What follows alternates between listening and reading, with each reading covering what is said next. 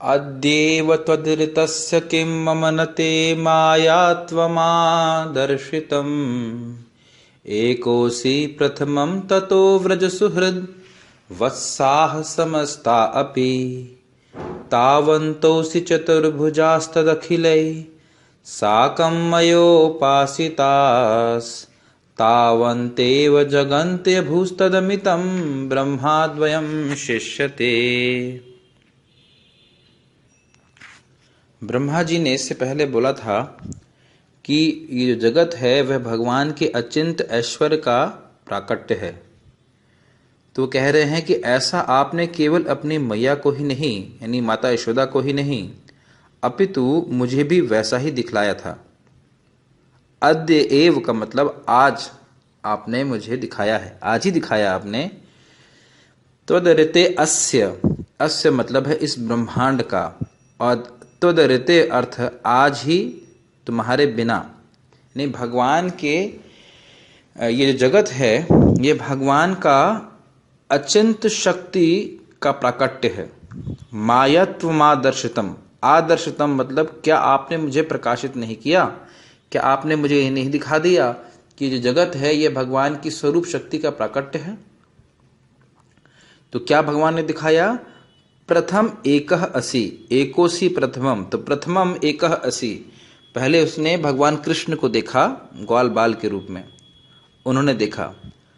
ततः ततः व्रज सुहृत वत्साह समस्ता अपि, अर्थात उसके पश्चात उन्होंने व्रज सुहृत अर्थात जितने भी गोप बालक थे वो, और वत्साह अर्थात बछड़े के रूप में उनको देखा।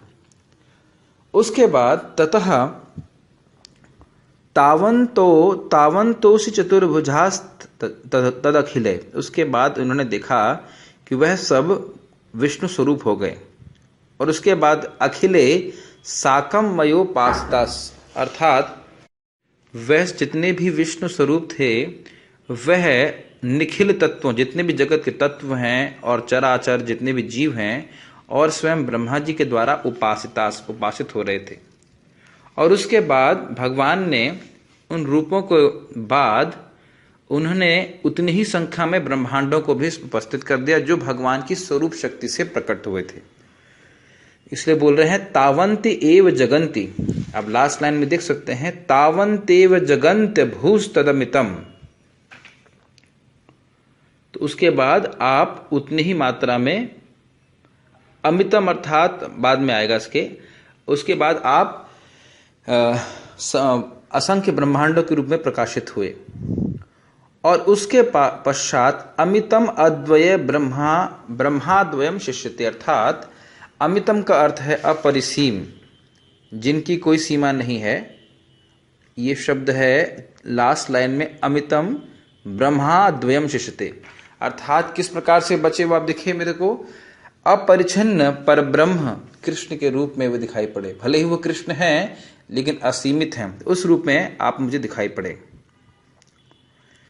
फिर से अनुवाद को हम देखते हैं। हे भगवान, ब्रह्मा जी बोल रहे हैं, क्या आपने केवल माता को ही ऐसा दिखलाया था, यानी यशोदा मैया को ऐसा दिखलाया था, परंतु आपके अतिरिक्त इस ब्रह्मांड का भी अचिंत शक्ति भूत तत्व क्या आपने आज मेरे सामने भी प्रदर्शित नहीं किया है?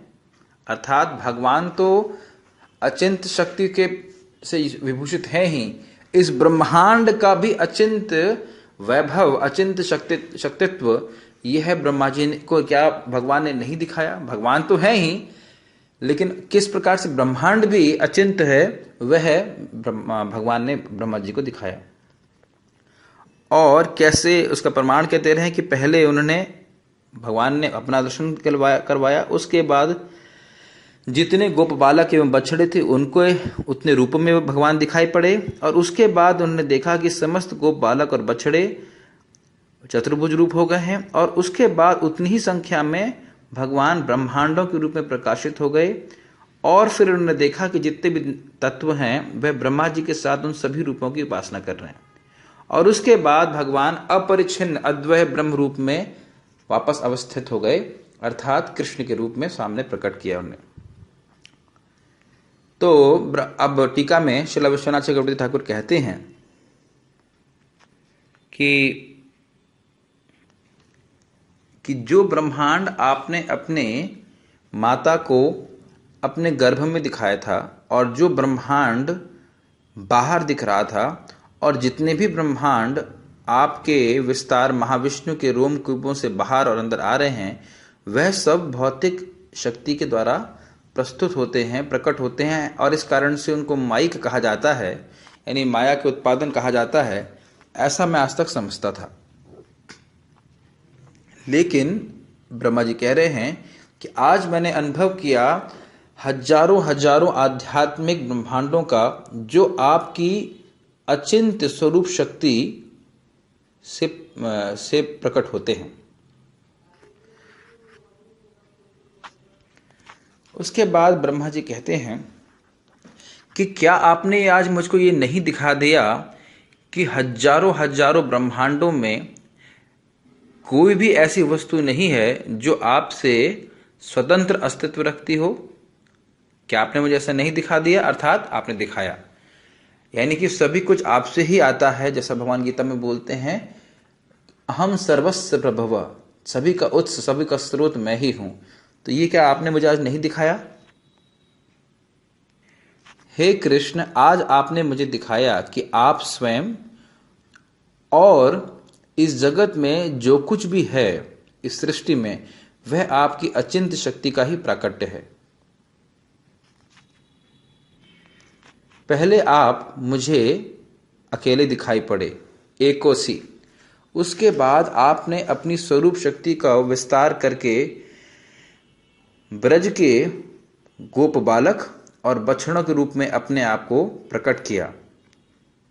उसके बाद योग माया का विस्तार करके आपने बछड़ों को और गोप बालक को ढक लिया, और अनंत चतुर्भुज विष्णु रूप जो कि स्वरूप शक्ति से युक्त हैं, उनको प्रकट किया। और ये जितनी भी विष्णु मूर्तियां थीं, वह चराचर सभी जीवों के द्वारा, यहां तक कि ब्रह्मा जी के द्वारा भी उपासित थीं।